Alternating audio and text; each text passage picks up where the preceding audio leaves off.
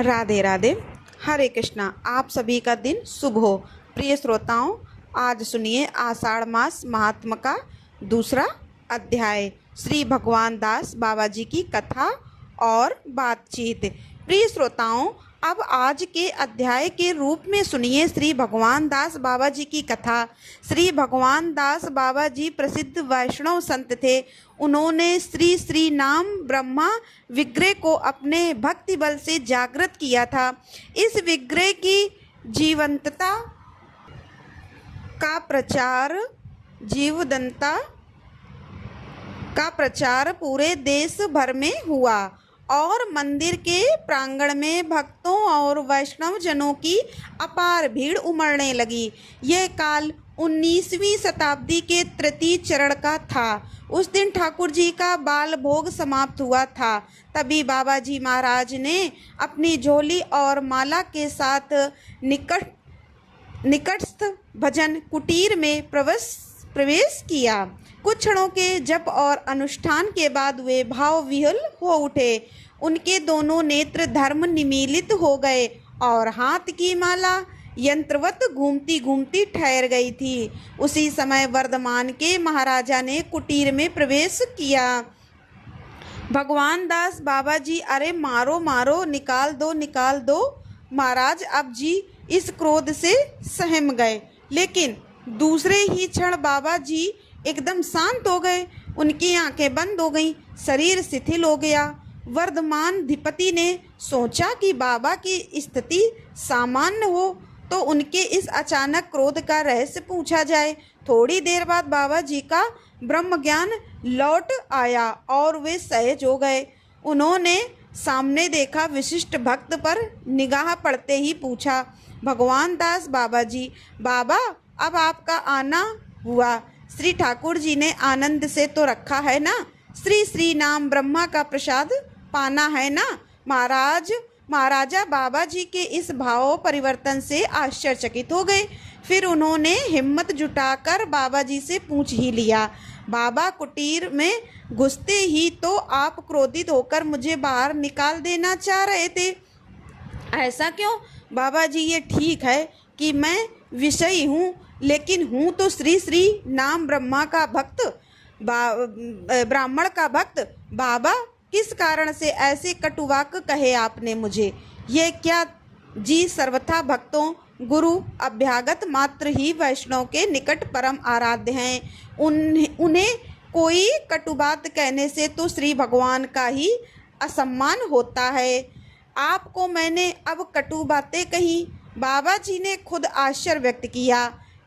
वर्धमान के महाराज जी, आपके चरण दर्शन करके आने के साथ ही निकाल दो, ऐसा कहकर आप मेरे प्रति क्रोध व्यक्त करने लगे थे। अब तो यह बात सुनकर बाबा जी बहुत लज्जित हुए। फिर कोमल और मधुर वाणी में कहने लगे, भगवान दास बाबा जी, नहीं बाबा, आप अपने मन में जरा भी दुख ना लाएं। मैंने आपको लक्ष्य करके यह सब नहीं कहा था। आप अब आएं, यह भी इन स्थूल नेत्रों से मैंने नहीं देखा। दरअसल उस समय श्री वृंदावन धाम में गोविंद मंदिर के तुलसी चबूतरा के ऊपर चढ़कर एक बकरी तुलसी पत्रों को खा रही थी। प्रभु की सेवा में विघ्न होना, यह सोचकर ही मैं उसे भगाने लगा था। अब तो बाबा जी की यह बात सुनकर महाराजा विस्मय में पड़ गए। उन्होंने बाबा जी को प्रणाम किया और घर की राह पकड़ी, लेकिन मन में यह भी निश्चय किया कि बाबा जी की बात ही सत्यता का पता लगाना जरूरी है। उसी दिन उन्होंने अपने वृंदावन निवासी एक मित्र को तार भेजा, तो मित्र ने बताया कि महाराजा ने तार में जिस समय का उल्लेख किया है, दरअसल उसी समय गोविंद मंदिर के तुलसी चबूतरा पर लगे एक तुलसी के एक नए पौधे को एक बकरी खा रही थी। लेकिन कालूना निवासी भगवान दास बाबा जी अचानक मंदिर प्रांगण में प्रकट हुए और चिल्लाते हुए हाथ और डंडे से उस बकरी को उन्होंने भगा दिया। भजन करते समय बाबा जी वृंदावन भी पहुंच गए। उनकी इस अलौकिक लीला से महाराजा और क्षेत्र की जनता के मन में उनकी छवि अलौकिक संत के रूप में बन गई। उड़ीसा के एक गांव में जन्मे बालक भगवान दास बचपन में ही वैष्णव महात्माओं से प्रभावित हुए और एक कंगाल वैष्णव के वेश में श्री वृंदावन धाम के लिए निकल पड़े। उन्हीं दिनों विख्यात वैष्णव आचार्य सिद्ध कृष्णदास बाबा जी गोवर्धन पर्वत पर भजन में लीन थे। उत्कल देश के रहने वाले इस महावैष्णव के आशीर्वाद के लिए देश के अलग अलग भागों से गौड़ीय वैष्णव आ रहे थे। उसी दिन भगवान दास ने भी इन्हीं महापुरुष के चरणों में आश्रय ग्रहण करके उन्हें हाथों से भेंट दीक्षा ग्रहण किया। इसके बाद गुरु के आश्रम में बहुत दिनों तक रहकर निर्गुण साधना की, विविध भक्ति साधनाओं का अध्ययन किया। फिर गुरु कृष्णदास बाबा जी के आदेशानुसार वर्धमान के अंबिका कालूना में वास करने लगे। वहीं वैष्णव साधना प्रसिद्ध थी। श्री राम ब्रह्मा विग्रह की सेवा प्रकट हुई। यही उत्कलीय वैष्णव कालक्रम से गौड़ी भक्त और साधक समाज में एक महासमर्थ आचार्य के रूप में प्रसिद्ध हुए। फिर आपकी कीर्ति दूर दूर तक फैली। श्री मंदिर के भोग और आरती के बाद बाबा जी के लिए महाप्रसाद लाया जाता, लेकिन वे इसे पहले स्पर्श नहीं करते बल्कि एक पुराने सर्प की प्रतीक्षा करते। सर्प आकर प्रसाद का कुछ अंश ग्रहण करता और उसके बाद ही बाबा जी प्रसाद ग्रहण करते। कोई नहीं जानता था कि यह सर्प कहाँ से आता है। एक दिन भक्त ने इस सर्प को लाठी पर उठाकर आंगन के एक कोने में फेंक दिया। बाबा जी ये सुनकर बहुत दुखी हुए। उन्होंने भक्त को बुलाकर कहा, भगवान बाबा दास जी, वे मेरे नाम ब्रह्मा के बड़े भाई अनंत देव हैं। आज तुमने उनके साथ ऐसा निष्ठुर व्यवहार किया। बाबा जी ने उस भक्त को तुरंत आश्रम से निकाल दिया। भजन सिद्ध महासाधक बाबा जी एकांत निष्ठा के साथ अपने इष्ट देव की आराधना में संलग्न रहते। जिस दिन भजन का सम्यक स्फुरण नहीं होता उस दिन भोजन भी ग्रहण नहीं करते। कभी कभी तो भोजन के बिना 3-4 दिन भी बीत जाते और कभी कभी तो भजन के फल से आनंदानुभूति के कारण आहार की खोज में एक बालक की तरह निकल पड़ते। किसी दिन देर रात में आहार की इच्छा कर बैठते तो भक्तगण दौड़कर बाजार से मिष्ठान लाते। तब वे संतुष्ट होते। बाबा जी श्री विग्रह के चरणामृत का छींटा देकर बाजार से लाई गई भोजन सामग्री को शुद्ध करके ग्रहण करते। बाबा जी की श्रद्धा, भक्ति और सरलता अतुलनीय थी। प्रभुपाद विजय कृष्ण गोस्वामी जी से बातचीत। एक बार प्रभुपाद विजय कृष्ण गोस्वामी बाबा जी का दर्शन करने के लिए कालूना पधारे। गोस्वामी जी ब्रह्मा समाज के एक विशिष्ट आचार्य थे। विजय कृष्ण का परिचय पाते ही बाबा जी ने उन्हें साष्टांग दंडवत किया। गोस्वामी जी ने उनके परम आराध्य श्री अद्वैत के वंशज थे। गोस्वामी जी सफर से थके और प्यासे आए थे। आश्रम में प्रवेश करते ही उन्होंने एक भक्त से पीने के लिए जल मांगा तो बाबा जी स्वयं बाहर आए और अपना कमंडल अच्छी तरह धो मांजकर स्वयं जल ले गए। बाबा जी के इस आचरण को देखकर गोस्वामी जी हैरान रह गए। फिर सरल भाषा में उन्होंने कहा, विजय कृष्ण गोस्वामी, बाबा मैं ब्राह्मण हूँ, मुझे अपने कमंडल में जल पीने के लिए मत दीजिए। ब्राह्मण होने के अलावा मैं जाति भेद नहीं मानता, जिस तिसका छुआ हुआ भात खाता फिरता हूँ। बाबा जी की हाथ जोड़कर गोस्वामी जी के समक्ष खड़े हो गए। फिर मुस्कुराते हुए बोले, प्रभु, जाति बुद्धि और भेद बुद्धि रहते क्या कभी भक्ति देवी की कृपा प्राप्त होती है? आप इस आश्रम की और परीक्षा मत लीजिए, कृपा कर पानी पीजिए। प्रभुपाद के जल ग्रहण करने के बाद बाबा जी ने कमंडल माथे से लगाया और उसमें बचा खुचा जल खुद भी पी गए। उस आश्रम में कई व्यक्ति उपस्थित थे। उनमें से एक ने इस कार्य की आलोचना कर दी। देखता हूँ गोस्वामी जी ने ब्राह्मण संतान होकर श्री यज्ञोपवीत जनेऊ का त्याग कर दिया। और इस पर बाबा जी ने विनती की, भगवान दास बाबा ऐसी बात कभी मुंह से मत निकालना। जानते हो मेरे अद्वैत प्रभु की देह में भी कभी जनेऊ नहीं रहता था। जरा देखो तो मेरे श्री अद्वैत की संतान की कैसी महिमा है। ब्राह्मण समाज में प्रवेश किया है परंतु वहाँ भी आचार्य होकर ही बैठे हैं। इस पर उस आलोचक व्यक्ति ने विद्रूपता मजाक से कहा, कैसे आचार्य हैं, ये तो दिखाई पड़ रहा है। कोट जूता पहने वाले आधुनिक आचार्य इस कटु बात से बाबा जी की आंखों में आंसू भर आए। दुखी होकर बोले, ऐसा कहना महा अपराध है बाबा। अपने प्रभु को अच्छी तरह सजा संवार कर रखना तो हम लोगों का ही कर्तव्य है, परंतु हम लोग कैसे अब आ गए हैं कि कुछ भी नहीं कर पाते। इतने पर भी उन्होंने अपने प्रयोजन के अनुसार कुछ संग्रह कर भी लिया है, तो उसे देखकर हम लोग थोड़ा आनंदित होते, पर यह सौभाग्य भी हमें नहीं प्राप्त है। आलोचक का सिर उसी समय लज्जा से झुक गया।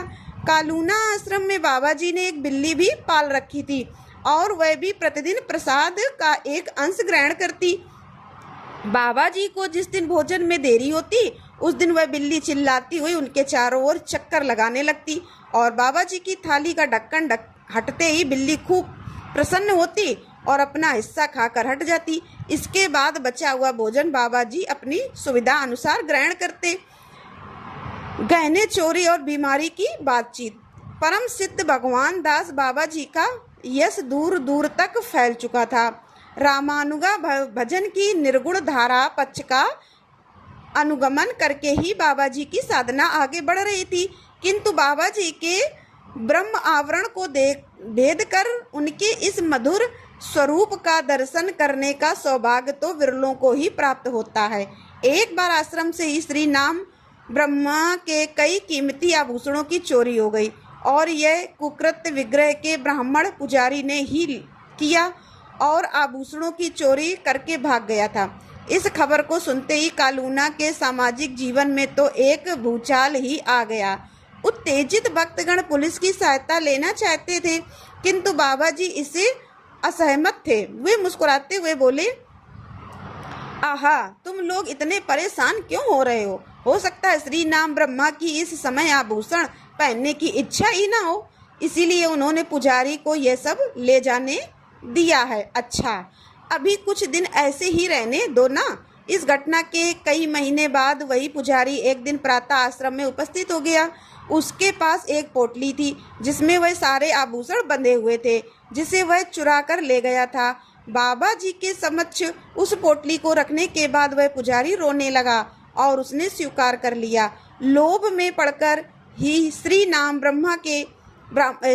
ब्राह्मण के इन सभी आभूषणों को लेकर मैं भाग गया था, किंतु इन्हें तोड़ने के लिए मेरा मन तैयार ही नहीं हुआ।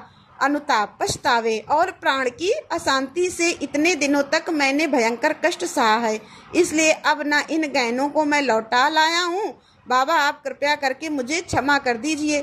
बाबा जी ने उस ब्राह्मण को आश्वस्त करने के बाद भक्तों से कहा, यह देखो ठाकुर जी का नया खेल।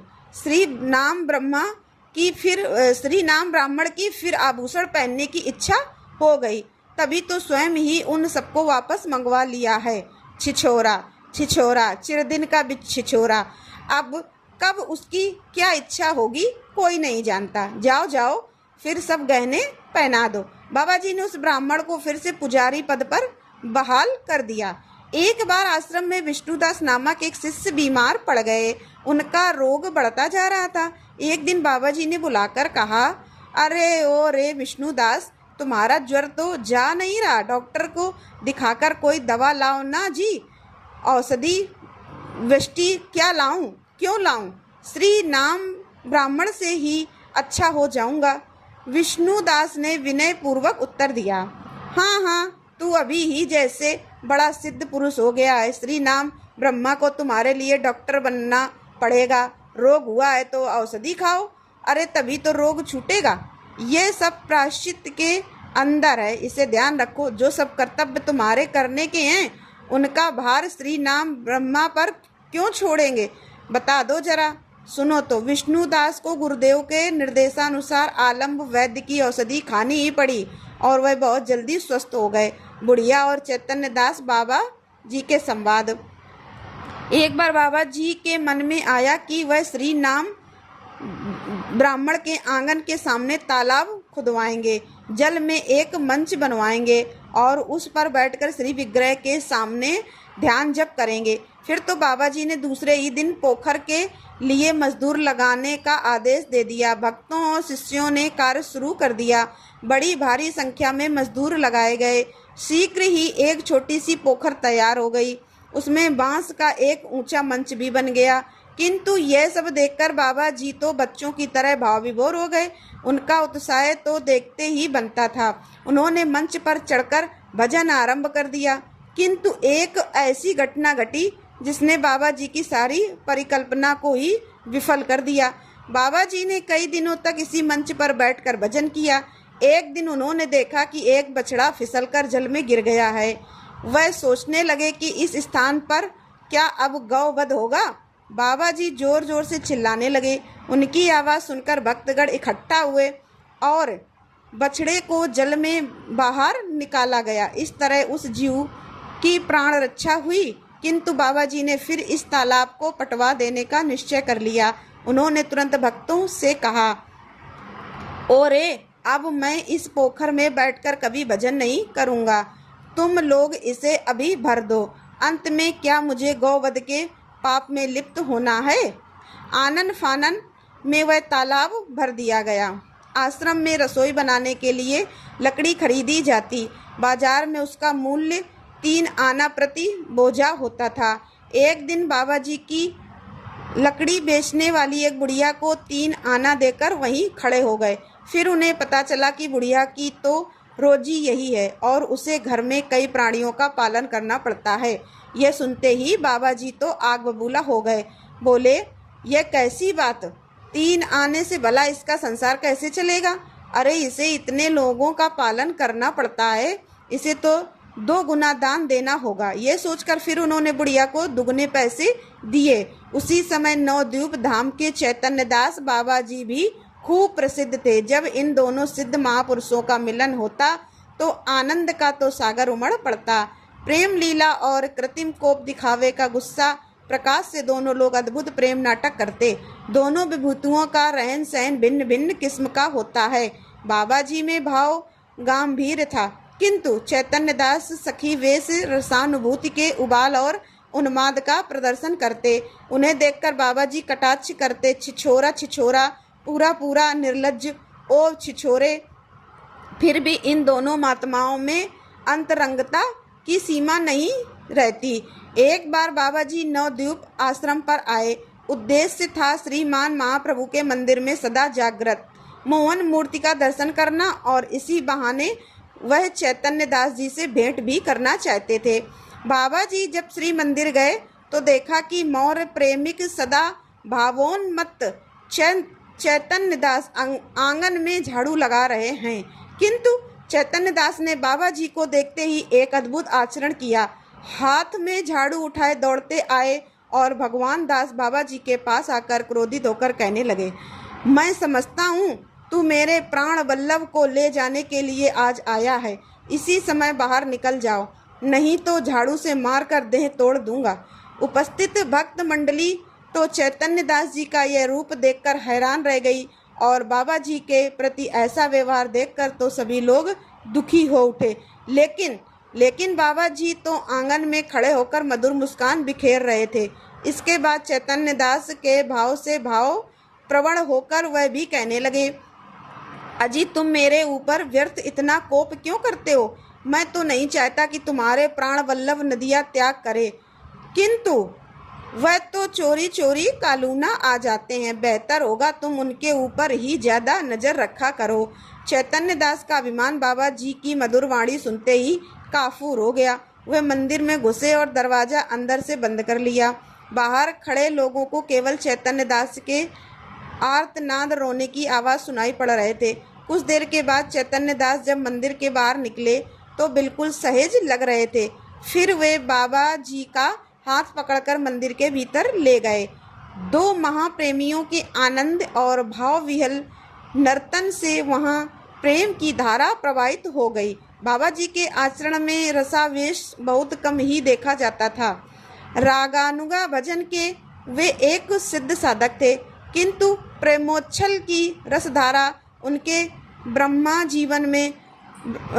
ब्राह्मण जीवन में बहुत कम दिखाई पड़ती थी। अलौकिक सिद्धि के बावजूद बाबा जी उसका प्रदर्शन या इस्तेमाल आमतौर पर नहीं करते थे। भक्तों और शिष्यों को भी अपने जीवन में अकपट भजन निष्ठा और स्वाभाविक शुद्धाचारी जीवन के आदर्श को रूपा करने पर भी ज्यादा जोर देते। शिष्यों के द्वारा किसी लौकिक कर्तव्य या सामाजिक आचार का उल्लंघन वह कभी पसंद नहीं करते थे। भाव भंडार से चोरी करने वाले दुर्बल साधक को बाबा जी का कठोर शासन और निर्मम आघात सहना पड़ता, जैसे ही विष्णुदास की बीमारी के मामले में हुआ था। बाबा जी चाहते तो अपने अलौकिक प्रभाव से उन्हें तुरंत रोग मुक्त कर सकते थे, किंतु उन्हें लौकिकता का आश्रय लेने के लिए विवश किया और उन्हें वैद्य के यहाँ जाना पड़ा। औषधि खाकर वे उसी दवा से ठीक हो गए, लेकिन बाबा जी का आशीर्वाद भी तो साथ में ही था ही। तो ऐसी थी भगवान दास बाबा जी की महिमा। आप सभी प्रेम से बोलिए श्री भगवान दास बाबा जी की जय। हंस बाबा अवधूत की कथा और बातचीत। प्रिय श्रोताओं, अब आपको सुनाते हैं हंस बाबा अवधूत की कथा। शिवरात्रि का दिन था। दिन भर भजन कीर्तन और इसके बाद ब्रह्म सूत्र का पाठ करने के बाद स्वामी अनुभव देव अपनी साधन कुटी में जाकर बैठे ही थे कि एक बालक ने आकर उन्हें साष्टांग दंडवत किया। अलौकिक आभा से प्रदीप्त मुखमंडल वाले इस बालक को देखकर स्वामी जी पुलकित हो गए और बालक से पूछा, स्वामी अनुभव देव, तुम्हारा घर कहाँ पर है? तुम्हारे साथ किसी को भेज दूं? बालक, हंसदेव महाराज, इसकी जरूरत नहीं, मैं तो सब दिन के लिए घर बार छोड़कर यहाँ चला आया हूँ और आपके आश्रम में ही शरण पाना चाहता हूँ। बालक ने व्यग्र कंठ से उत्तर दिया। स्वामी जी ने सोचा कि रात ज्यादा हो गई है, चारों ओर जंगल में अंधेरा ही अंधेरा है, इसलिए अब इस बालक को अपने घर चले जाना चाहिए। लेकिन उसका उत्तर सुनकर तो वह हैरान रह गए। उनकी भौहों पर बल पड़ गए। बोले, बेटा, तो क्या तुम अपने माँ बाप से झगड़ कर आए हो? तुम्हें पढ़ना लिखना अच्छा नहीं लगता? साफ साफ बताओ। नहीं महाराज, ऐसा कुछ नहीं है, मैं तो बस साधु बनना चाहता हूँ। शिव जी के चरणों में सदा के लिए मैं खुद को उत्सर्ग मतलब समर्पित कर दूंगा। आप मुझ पर अपनी कृपा करें, अपनी शरण में आश्रय दें। अनुभव देव इस बालक की ओर उपलक निहारते रहे। समझ गए थे कि पूर्व जन्म का सात्विक संस्कार प्रबल हो उठा है। वही संस्कार बालक को घर से निकाल लाया है और इसके भीतर आध्यात्मिक भाव भर गया है। अब इसे यूं ही नहीं छोड़ा जा सकता। तो स्वामी जी ने पूछा, अच्छा बेटा बताओ, तो तुम्हारी उम्र कितनी है? बालक बोला, हंसदेव 12 साल। स्वामी अनुभव देव, तो इस उम्र में सन्यासी बनने की बात तुम्हारे मन में कैसे आई? बालक हंसदेव, महाराज, मैंने आपके बारे में बहुत सारी बातें सुन रखी हैं।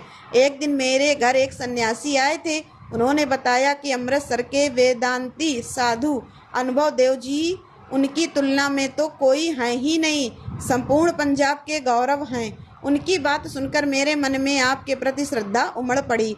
उसके बाद शरीर पर जो कपड़ा पहना हुआ था उसी से मैं घर से निकल पड़ा और आपके चरणों में आश्रय पाने के लिए पैदल ही चला आया। देखो बेटा, साधु का एक ही लक्ष्य रहता है, ईश्वर की प्राप्ति। इसके लिए सभी तरह के सुखों का त्याग करना पड़ता है। देह बोध, अहम बोध सभी को उखाड़ फेंकना होता है, तभी तो उस परम रस में अपने को मिला देने का अधिकार मिलता है। तुम तो अभी बालक हो, इन सब बातों को अभी तुम नहीं समझ पाओगे। जब शरीर के तमाम सुख आराम को छोड़ सको तभी सच्चे साधु बन सकते हो। वह बालक तो अपने संकल्प पर अटल था। जीवन की सारी सुख सुविधाओं को त्याग कर परम सुख और परम शांति की प्राप्ति के लिए उसने तो आश्रम जीवन ही ग्रहण कर लिया। परम कृच्छ साधना, स्वाध्याय और योग तप के माध्यम से वो आखिरकार एक महावेदांती सन्यासी के रूप में विख्यात हुआ। हंसदेव अवधूत के नाम से संथाल परगना के जसीडीह में स्थित कैलाश पर्वत पर इस सिद्ध महापुरुष का आश्रम स्थापित हुआ और इनके आश्रम में सैकड़ों मुमुक्षु गण इनका आश्रय पाकर धन्य हुए। हंस बाबा का आविर्भाव 19वीं शताब्दी के मध्य में पंजाब की एक छोटी सी बस्ती में हुआ था। एक उच्च ब्राह्मण कुल में इन्होंने जन्म लिया। माता पिता सात्विक प्रवृत्ति के थे। आर्थिक स्थिति बहुत ज़्यादा अच्छी नहीं थी, लेकिन घर पर प्रायः साधु संतों का आगमन होता रहता था।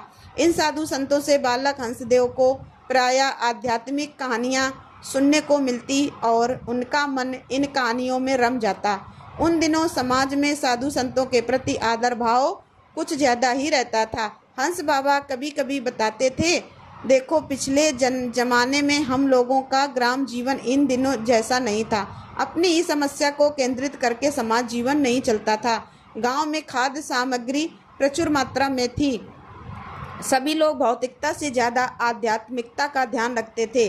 लोगों में साधु सेवा और परोपकार वृत्ति प्रमुख थी। पंजाब के हर गांव में गृहस्थ लोग अपने दैनिक प्रयोजन के अलावा 3 अंश और रोटियां प्रस्तुत करते थे।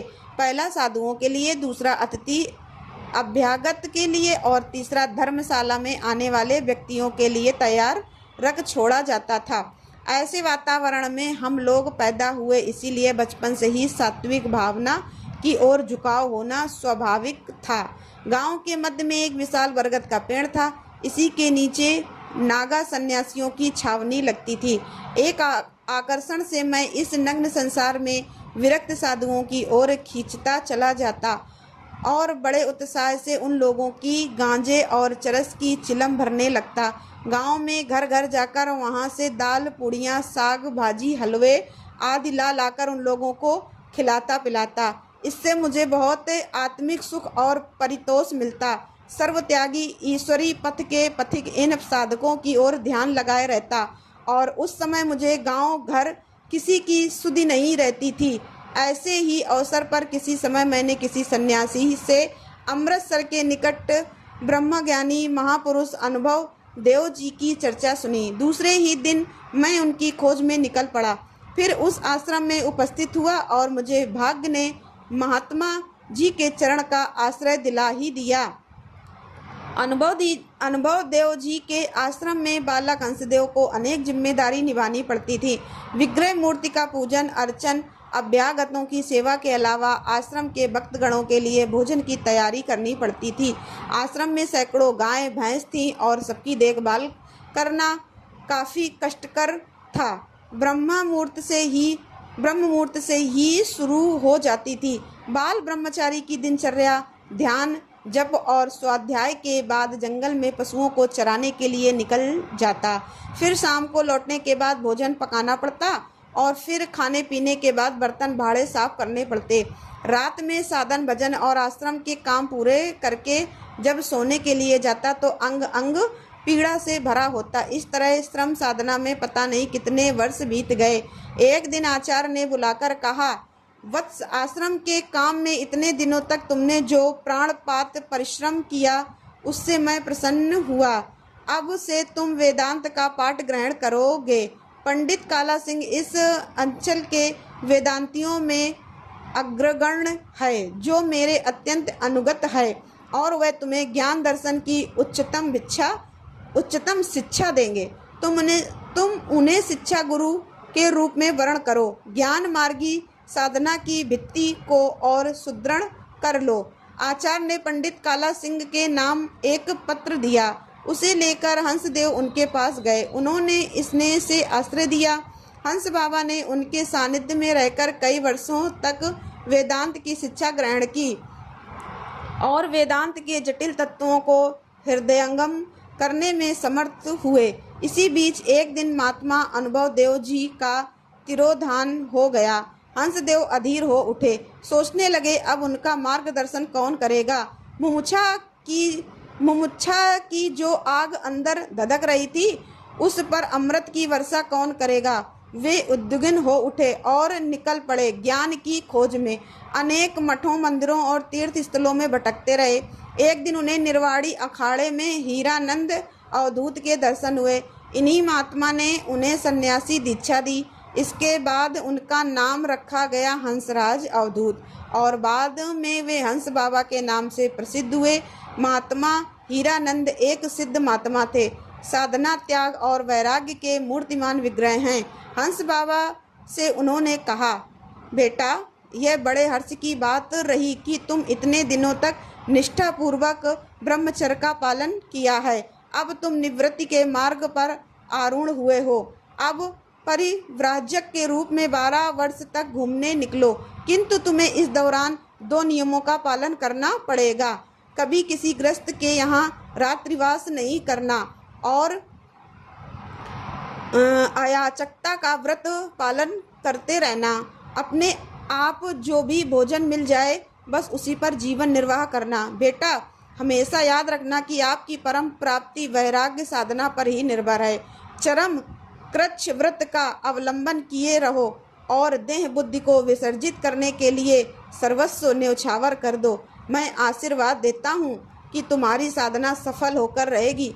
आत्मज्ञान से तुम्हारी हृदय कंदरा उद्वासित हो उठेगी। कठिन तपस्या और बाघों के साथ बातचीत। गुरु के वचनों को सिरोधार कर हंस बाबा परिव्राजक के रूप में निकल पड़े। गुरु के निर्देशों का बड़ा ही कड़ाई से पालन किया। उन दिनों कौपीनधारी लंगोट पहने वाले तितिक्षामय इस सन्यासी के हाथ में कमंडल तक नहीं था। जिस मिट्टी के बर्तन में वे पानी पीते उसका इस्तेमाल दूसरे दिन नहीं करते थे। हिमालय की उपत्यका में भयानक ठंड सही। इस कालावधि के दौरान ही कृच्छ साधना के प्रसंग में वे कहा करते थे, हंस बाबा हमारे गुरु महाराज अत्यंत कृपालु थे। देह बोध को विनष्ट करने के लिए उन्होंने मेरी कठिन परीक्षा ली। अत्यंत कठिन परिस्थितियों के बीच से वे मुझे बाहर निकाल लेते। कौपीन मात्र धारण करके मैंने उत्तराखंड में अनेक बार भ्रमण किया। जब हिमपात तेज होता तो बाहर रहना असंभव हो जाता, तब भी भ्रूक्षेप नहीं करता। किसी दिन पेड़ के नीचे पत्तों के ढेर पर सोना पड़ता। सिराने मिट्टी के पात्र में जल रखा रहता, वो रात में जमकर बिल्कुल बर्फ हो जाता। कड़ाके की ठंड में भी मेरी नींद में बाधा नहीं पहुंचा सकती थी। महीने भर बर्फीले पहाड़ पर रहने के कारण शरीर के चमड़े एकदम चिथड़े और बदरंग हो जाते। मैदान में रहने वालों को हठात मुझे देखकर मनुष्य कहने में भी हिचक होती। गुरु के आदेश से हंस बाबा ने 12 वर्ष तक बैरागी के रूप में परिव्राजक जीवन बिताया। एक दिन भी अपने हाथ का पका भोजन नहीं ग्रहण किया। बिना मांगे जो भिक्षा मिली उसी पर जीवन गुजारा। हरिहर की आवाज लगाकर हंस बाबा गृहस्थ के घर प्रतिदिन एक बार उपस्थित होते। कभी कुछ खाने को मिल जाता तो कभी भतर्सना और व्यंग्य बाढ़ मिलते, किंतु उस तितिक्षावान सन्यासी के लिए निंदा और स्तुति में कोई फर्क नहीं था। कोई सांसारिक आचार उन्हें प्रभावित नहीं कर सका। विश्व के सारे पदार्थ उनके लिए विनाशशील प्रपंच और माया मात्र थे। उन्हें अनेक बार हिंसक पशुओं के सामने से गुजरना पड़ा, किंतु इस तपोनिष्ठ साधक के प्राणों की रक्षा अलौकिक भाव से संपन्न होती रहती। एक बार हंस बाबा नंदा देवी पर्वत पर घूम रहे थे। वहीं जंगल के बीच उन्हें एक पर्णकुटी मिल गई। किसी साधु द्वारा बनाकर छोड़ी गई थी। वह उस पर्णकुटी में रहकर हंस बाबा काफी दिनों तक ध्यान में लीन रहे। ठंड, वर्षा और गर्मी उन्हें प्रभावित नहीं कर पाई और वे अविचल साधना में लीन रहे। उस समय हंस बाबा की अव्यवस्था गुजर गई। गुजरान क्या झोपड़ी, क्या मैदान वाली थी। प्रायः आकाश के नीचे ही उनकी रातें बीतती। पेड़ के नीचे सूखे पत्तों पर सोकर रातें गुजारते। हिंसक पशुओं का आतंक जहाँ होता वहाँ पेड़ की डाल पर सोकर रात बिताते। नीचे घास फूस की ध्वनि चलती रहती। इसी तरह ब्रह्मास्त्र का अनुष्ठान चलता रहता। हिमालय से लेकर सागर तक जितने तीर्थ स्थल थे, हंस बाबा ने सबकी प्रदक्षिणा पूरी की। एक बार तो घूमते घूमते वे अफगानिस्तान ही पहुंच गए। काबुल से कुछ दूर एक निर्जल पहाड़ी पर उनका मन रम गया। उनकी ख्याति शीघ्र ही चारों ओर फैल गई। दूर दूर से आकर अफगानी लोग उनका दर्शन करके स्वयं को धन्य समझते। अखरोट, बादाम, किशमिश आदि की भेंट चढ़ाते। बहुत से दुखी जन बाबा की करुणा धारा में तृप्त होने लगे। लोगों की मुरादें पूरी होती, किंतु दर्शनार्थियों के लगातार बढ़ते जाने से अब बाबा की साधना में विघ्न पड़ने लगा। इसलिए वहां लगभग 1.5 साल के बाद बाबा ने अचानक उस स्थान को छोड़ दिया। लंबी राह तय करने के बाद वे फिर हिमालय आ गए। हिमालय और पवित्र नर्मदा नदी का तट हंस बाबा के प्रिय स्थान रहे। इन दोनों स्थानों में उन्होंने घोर तपस्या की। कुछ दिन तराई अंचल में भ्रमण किया और इस स्थान पर तो बाघों का बड़ा ही उपद्रव था। एक दिन जब ध्यान भजन के बाद हंस बाबा ने खिड़की खोली तो क्या देखा कि एक नर बच्ची बाघ आंगन में आकर बैठा हुआ है। उसे मनुष्य गंध लग चुकी थी, इसलिए वह चुपचाप बैठकर प्रतीक्षा कर रहा था। हंस बाबा ने सोचा, जिस परमात्मा का ध्यान उनके अंतर में चल रहा है, इस बाघ की प्राण शक्ति भी तो उसी का अनुकर्षण जारी है। फिर दोनों में भेदभाव कहाँ। मन में यह विचार कौंधते ही अचानक उन्होंने घर का द्वार खोल दिया। हंस बाबा ने बाघ के सम्मुख आकर दोनों हाथ जोड़ लिए और कहा, हंस बाबा, महात्मन, हमारे और आपके भीतर वास्तव में कोई भेद नहीं है। एक ही परमात्मा दो भिन्न शरीरों में स्पंदित हो रहे हैं, फिर हम दोनों के बीच वैर भाव रहे, इसका तो कोई कारण ही नहीं। हंस बाबा की बातें सुनकर वह नरबच्ची बाघ शांत चित होकर उठा और धीरे धीरे जंगल की ओर चला गया। फिर एक बार कुछ सन्यासियों के साथ हंस बाबा मध्य प्रदेश के घने जंगल से होकर जा रहे थे। अचानक एक भारी भरकम बाघ सामने आ गया। उस समय दल का एक वृद्ध सन्यासी जाकर बाघ के सामने खड़ा हो गया और बोला, भाई शांत रहना, यह देख तेरे खाने के लिए मैंने अपने आप को तेरे आगे उत्सर्ग कर दिया है। मैं तो बूढ़ा हो गया हूँ, अब कितने दिन शेष रह गए हैं इस जीवन के, तू मुझे खा ले और मेरे साथियों को छोड़ दे। बाघ का गुर्राना बंद हो गया। उसने सहज ही प्रातः इस शिकार की कोई परवाह नहीं की, सन्यासी की ओर एक बार देखा और फिर जंगल में चला गया। एक बार वे सन्यासियों के साथ कामाख्या पर्वत पर पहुंचे। दिन भर की यात्रा, ऊपर से पहाड़ की चढ़ाई, सभी थक कर चूर हो गए थे। फिर भी वे रात में देवी के दर्शन के बाद लौटकर जो थोड़ा बहुत फल फूल मिला, उसी से उन लोगों का भोजन संपन्न हुआ। उसके बाद एक पेड़ के नीचे सभी ने विश्राम किया। अभी नींद भी नहीं आई थी कि अचानक कहीं से एक बाघ आकर खड़ा हो गया। इन दिनों में इस इलाके में बाघ का बहुत ही उपद्रव था। बिना आग जलाए कोई बाहर रह ही नहीं सकता था। लोग इतना थक गए थे कि किसी को आग जलाने की सुध ही नहीं रही। सभी ने जल्दी से कंबल तान लिया। बाघ सन्यासियों की सैया के पास में ही घात लगाकर बैठ गया। साथियों में से किसी एक की दृष्टि उस बाघ पर पड़ी तो वह चीख पड़ा, महाराज जरा एक बार उठकर देखिए तो। एक शेरा पहुंचा, एकदम जमात के बीच में घुस गया है। आने दो भाई, उनके साथ बातचीत करने की भी अभी फुर्सत नहीं है। अभी जमात भी ही उनकी भर्ती कर लो, बाद में बात करेंगे, मुखिया ने सोए हुए ही कहा। सभी सन्यासी मुखिया की बात सुनकर जड़वत लेटे रहे। अचानक उस बाघ को सद्बुद्धि आई और वह एक छलांग लगाकर सामने के गड्ढे को पार करते हुए कहीं अदृश्य हो गया। थोड़ी ही देर में खर्राटे लेते हुए सभी सन्यासी नींद में डूब गए। इस तरह घूमते हुए हंस बाबा का मन आध्यात्म में रमता गया। सरकारी तंबू और चौकीदार की बातचीत। हिमालय की तराई में हंस बाबा पर्यटन को निकलने हुए थे। उसी समय एक उच्च पदस्थ अधिकारी उनका भक्त था। हंस बाबा के कष्ट को देखकर भक्त ने कहा, महाराज मैंने आपके लिए तंबू की व्यवस्था कर दी है। जितने दिन आप इस इलाके में परिभ्रमण करें उसका उपयोग करते रहें। यहाँ से जाने के बाद आप इसे लौटा दीजिएगा, इसमें कोई नुकसान भी नहीं है। नहीं बाबा, मैं जंगली आदमी ठहरा, जब इच्छा हुई जंगली झाड़ी में कहीं ठहर गया। ये सरकारी तंबू कहीं भुला जाए तो एक और आफत खड़ी हो जाएगी, इससे मेरा काम नहीं चलने का। बाबा ने विनम्रता पूर्वक कहा। उच्च अधिकारी भक्त, इसके लिए आपको चिंता नहीं करनी महाराज, मैं अपना एक आदमी आपके साथ लगा देता हूँ, वह तंबू की देखभाल करेगा। आपको मेरी यह व्यवस्था स्वीकार करनी पड़ेगी, नहीं तो मुझे ही आपके साथ चलना पड़ेगा।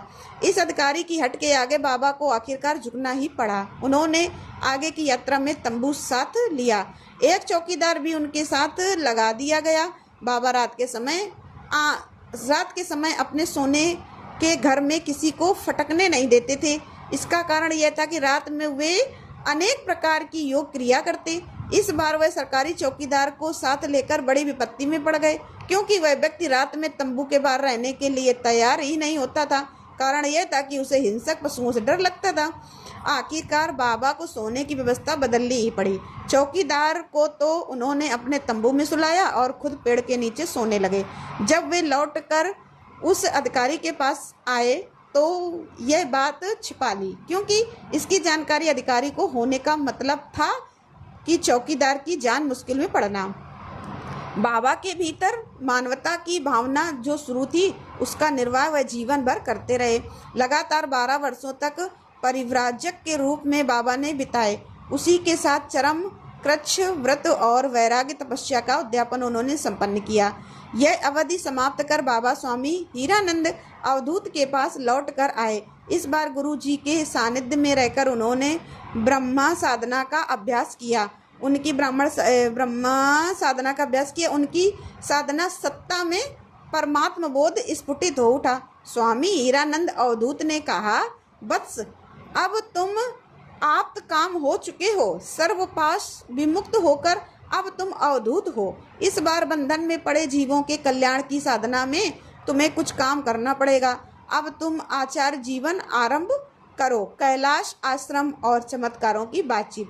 गुरुजी के चरणों की धूल माथे लगाकर हंस बाबा निकल पड़े और अनेक स्थानों का भ्रमण करते हुए संथाल परगना के जसीडीह में आकर आश्रम की स्थापना की। त्रिकूट पर्वत, तपोवन और दिग्रिया की पहाड़ी की लंबी श्रृंखला और कुछ दूरी पर पारसनाथ पर्वतमाला। इसी पृष्ठभूमि में जसीडीह के एक भाग में एक छोटी सी पहाड़ी की चोटी पर हंस बाबा की साधन स्थली है। यहाँ के एकांत वातावरण बैठकर इन तपस्वी की साधना की कल्याण धारा फूट पड़ी। भक्तों ने श्रद्धा से इस आश्रम का नाम रखा कैलाश। साल के कुछ महीने हंस बाबा यहीं वास करते और शेष समय नर्मदा नदी के किनारे एकांत पर्णकुटी में। पहले तो आश्रम के नाम पर सिर्फ एक कच्चा घर था। बाबा किसी के साथ एक कुटी में रात्रिवास कभी नहीं करते थे। कभी कोई अभ्यागत आ जाता तो उसके लिए कुटी खाली कर देते और खुद आंगन में ही रात बिताते। शुरुआत में रसोई भी खुले में पकती। वर्षा के दिनों में चूल्हा नहीं जलता था। उस दिन बाबा उपवास करते। एक बार बरसात में कुटी का छप्पर बिल्कुल चूने लगा। सारे सामान भीग गए। सारी रात बाबा एक छाते के साये में बैठे रहे। दूसरे दिन एक भक्त महिला वहां पहुंची। उसे बाबा की यह स्थिति देखकर बहुत कष्ट हुआ। महिला भक्त के आश्चर्य व्यक्त करने पर बाबा ने कहा, क्यों माँ, मैंने तो बड़े आनंद से जगे रहकर रात बिताई है। मेघा बादल ने हमारा क्या बिगाड़ रखा है। हाँ, मेरे शरीर को कुछ कष्ट हुआ हो, परंतु मैं तो अब शरीर मात्र रहा नहीं। इसके बाद भक्त महिला निरुत्तर होकर इन महान तपस्वी की ओर देखती रह गई। कुछ वर्षों के बाद भक्तों के प्रयास से 1-2 मंजिला मकान और पक्का कुआं वहां पर बनकर तैयार हो गया। कैलाश पहाड़ पर पहले बहुत सांप रहते थे। उस समय हंस बाबा के प्रिय पात्र बन गए। रोज देर रात में ब्रह्मचारी बिस्तर छोड़ देते। स्नान और संध्या तर्पण कर चुकने के बाद जप तप और ध्यान में मगन हो जाते। एक दिन रात के अंधेरे में यह मील दूर कुतनिया नदी में स्नान करने के लिए चल पड़े। पहाड़ से आधा रास्ता ही उतर पाए थे कि हंस बाबा की आवाज कान में पड़ी। हंस बाबा की आकाशवाणी। ब्रह्मचारी होशियार। ब्रह्मचारी तुरंत ठिठक कर खड़े हो गए। नीचे धरती पर नजर पड़ी तो उन्होंने देखा है कि विशाल विषधर फन काढ़े सामने बैठा है और क्रोध में आकर फुंकार रहा है। ब्रह्मचारी उस पर डंडे से वार करना ही चाहते थे कि तभी एक वाणी सुनाई दी हंस बाबा की आवाज में, अरे उसे मारना नहीं। फिर तो ब्रह्मचारी की तनी लाठी जस की तस रह गई और ब्रह्मचारी मूर्तिवत खड़े हो गए। थोड़ी देर के बाद सर्प का गुस्सा शांत हुआ और वह एक ओर को चला गया। दूसरे दिन ब्रह्मचारी ने इसके बारे में जब बाबा से पूछा तो उनका उत्तर था, हंस बाबा, हम क्या जाने, यह सब तो परमात्मा की इच्छा है। इस तरह बाबा अपनी अलौकिक शक्तियों में भक्तजनों की रक्षा करते थे। एक दिन एक भक्त ने उनसे पूछा, बाबा, यह तो जंगली भूमि है, इसमें इतने सांप और बाघ बसते हैं, फिर भी आपने इनके ही बीच में क्यों अपना वास स्थल बनाया है? क्या आपको डर भय नहीं लगता? हंस बाबा, वत्स, सांप, बाघ और साधु यही तो वन के असली अधिवासी हैं। फिर हम लोगों को भय करने की बात भला कैसे उठती है? महापुरुष ने हंसते हुए उत्तर दिया। धीरे धीरे हंस बाबा की कीर्ति फैलने लगी और भक्तों तथा पीड़ित जनों की भीड़ बढ़ती गई। हंस बाबा खुद आयुर्वेद के मर्मज्ञ थे। उस पर यह योग शक्ति का प्रभाव भी था। परिणाम स्वरूप दूर दूर से रोगी आश्रम में जुटने लगे। बाबा उनका कल्याण करते रहे। बाबा के श्रीमुख से निकली हरिहर की नाम ध्वनि श्रोताओं पर अमृत वर्षा करती रही। जब कोई आनंद भरा मंगल संवाद बताता तो बाबा कहते, ओहो हरिहर में मशगूल हो गया। किसी की मृत्यु की सूचना पर कहते, उसको हरिहर हो गया। हंस बाबा की रिद्धि सिद्धि का प्रताप इलाहाबाद के संगम तट पर कुंभ मेले के उनके अखाड़े में देखने को मिलता। मेले में निर्वाणी साधु की गैरी पताका फहराते हुए वे अपनी महिमा से मंडित होकर वहां विराजते। बस दल के दल बंगाली, गुजराती, मराठी आदि देश के विभिन्न क्षेत्रों के भक्त उमड़ आते। ज्ञात अज्ञात साधु संन्यासों की भीड़ जुट जाती। नित्य भंडारा चलता रहता। दीप्ति भुजताम का महामहोत्सव लगातार चालू रहता। साधु सन्यासी जब भिक्षा के लिए पहुँचते, महापुरुष उनकी अवगानी के लिए स्वयं खड़े मिलते।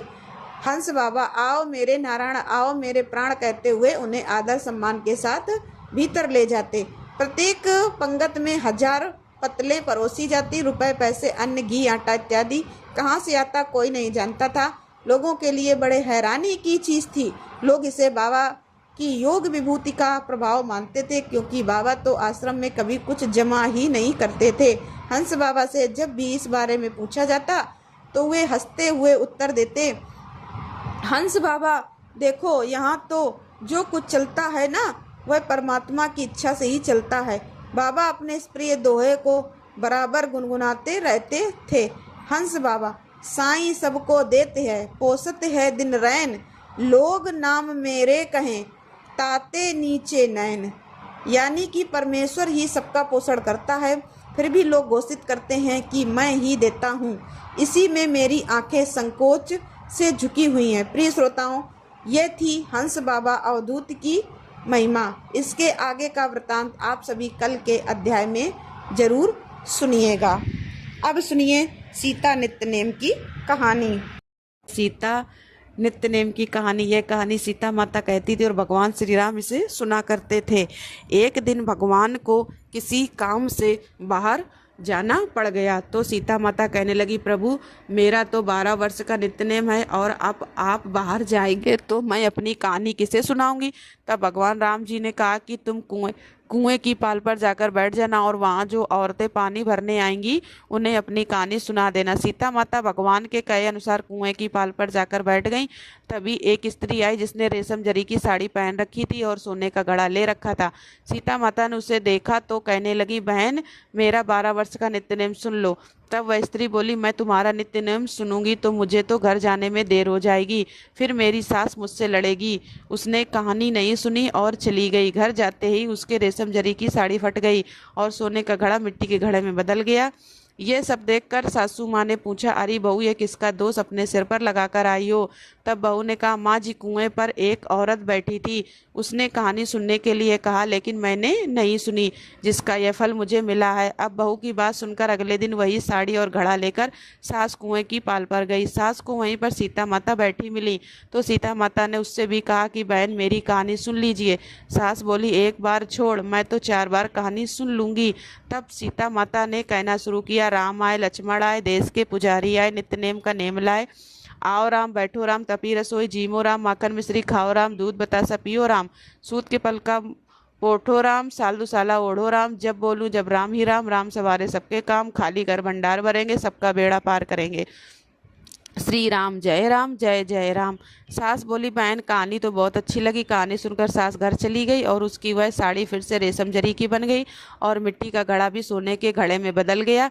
यह सब देखकर बहू बोली, माँ जी आपने ये सब कैसे किया। सास ने कहा, बहू तू तो दोष लगा के आई थी और मैं अब दोष उतार कर आ रही हूँ।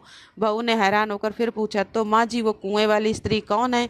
सासू माँ बोली, वो तो साक्षात सीता माता थी, वे पुराने से नया कर देती है, खाली घर में भंडार भर देती है, वह लक्ष्मी जी का वास घर में कर देती है, व्यक्ति की जो भी इच्छा उसे पूरा कर देती है। तब बहू बोली, माँ जी फिर तो ऐसी कहानी मुझे भी सुना दीजिए। सास बोली, ठीक है तुम भी सुनो।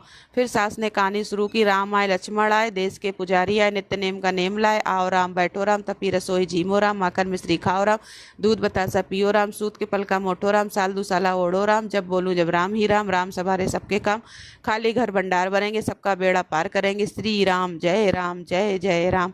कहानी सुनकर सास बोली, माँ जी कहानी तो बहुत अच्छी है। सास ने कहा ठीक है, अब इस कहानी को रोज कहा करेंगे। अब सास बहू रोज सवेरे उठती, नहाती धोती और पूजा करने के बाद नित्य नेम की सीता माता की कहानी कहती हैं। एक दिन उनके यहाँ पड़ोस की एक औरत आई और बोली, बहन जरा सी आँच तो दे देना। तो वे बोली, आँच तो अभी तक हमने जलाई ही नहीं। पड़ोसन ने पूछा, तो फिर सुबह 4 बजे से उठकर क्या कर रही हो? उन्होंने बताया, सुबह उठकर हम तो पहले पूजा करते, फिर सीता माता के नित्य नेम की कहानी कहते हैं। पड़ोसन ने उनकी बात सुनकर फिर पूछा, सीता माता की कहानी कहने से तुम्हें क्या मिला?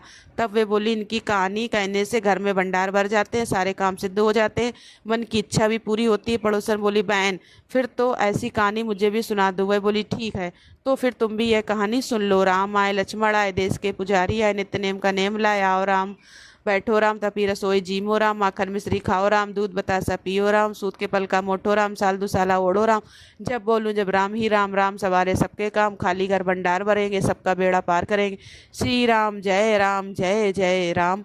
सारी कहानी सुनने के बाद पड़ोसन कहने लगी, बहन कहानी तो मुझे बहुत अच्छी लगी।